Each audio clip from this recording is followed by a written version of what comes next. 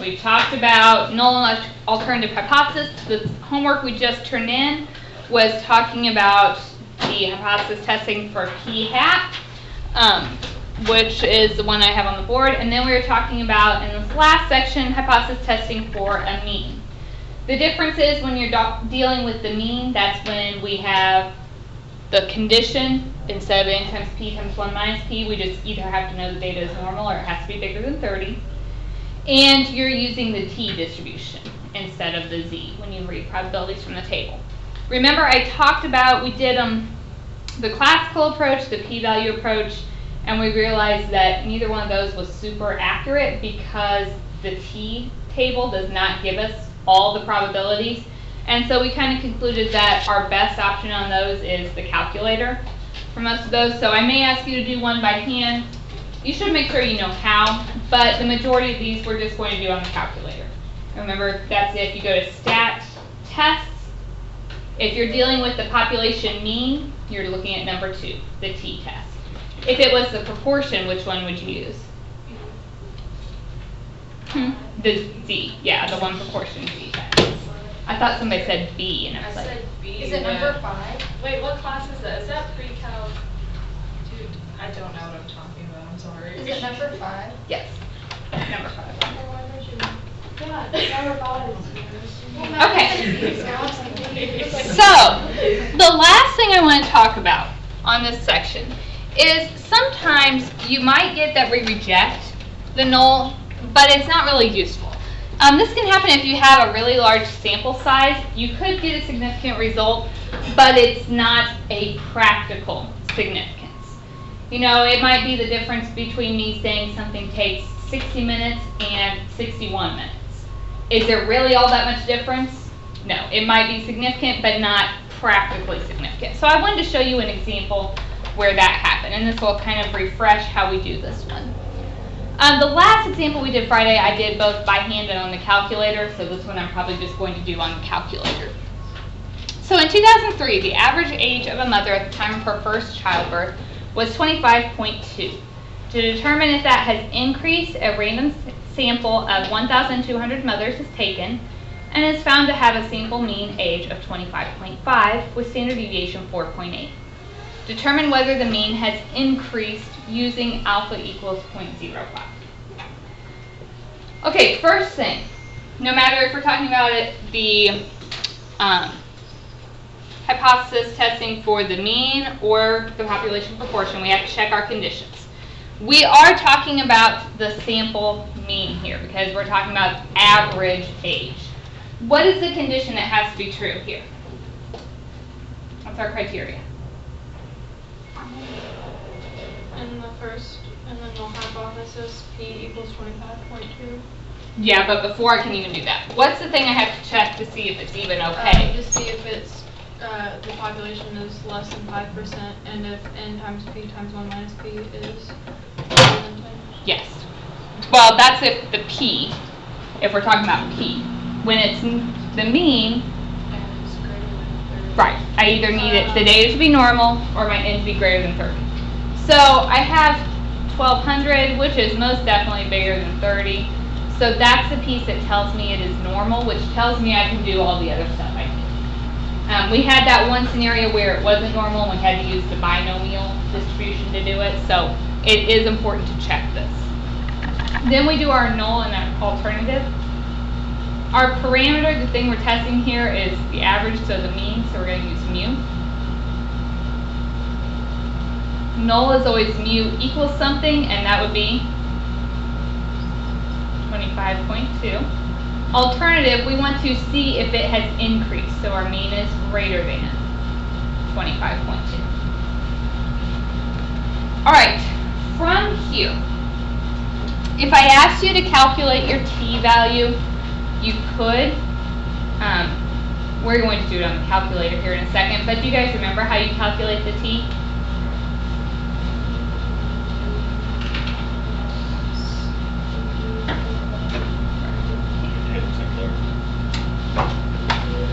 You have to do your observed mean, so your 25.2 minus the mean, or sorry, 25.5 minus the mean we're testing, 25.2, over our standard deviation, which remember to find standard deviation for these, you have to do the standard deviation given over the square root of n. And I'm having you test this just so on your homework when you get ready, when it asks you to calculate your t, you know how. So I get my standard deviation to be 0.138564.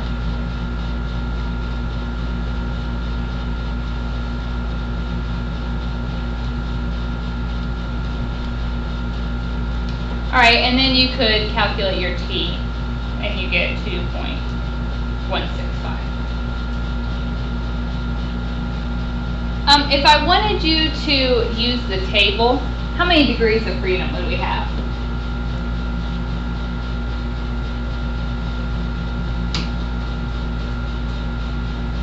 How do you find degrees of freedom? Right, it's n minus 1, so it'd be 1,199. Does our table even go that? No. So the table is definitely not going to be very accurate here. Let's do it on the calculator. So you go to stat, test, number 2, t-test. Our input should be stats. Our mean is the mu sub 0, 25.2. The x bar is the mean we observed. Sorry, that's 25.5 for the x bar.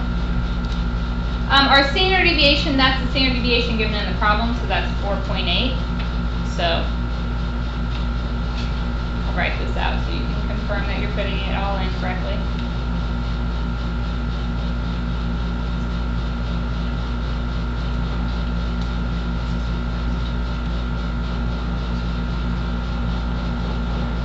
The n is 1,200.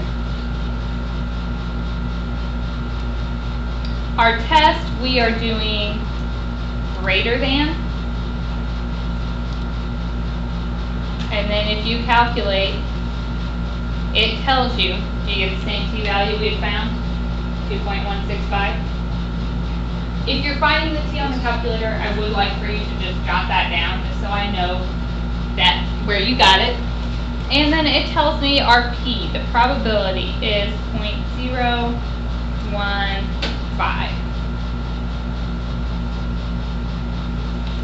Okay, how do we know if we reject or not?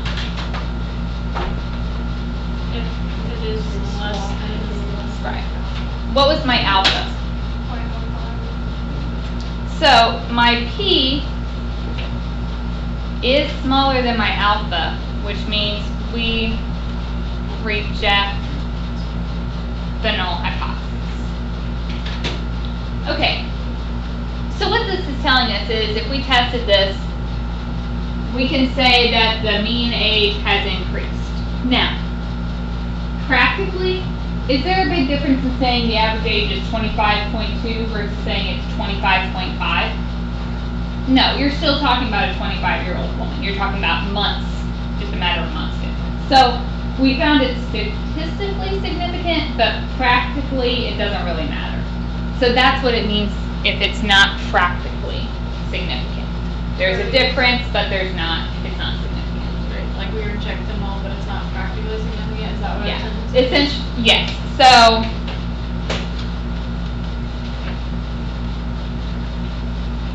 we reject the null, but there is no practical difference.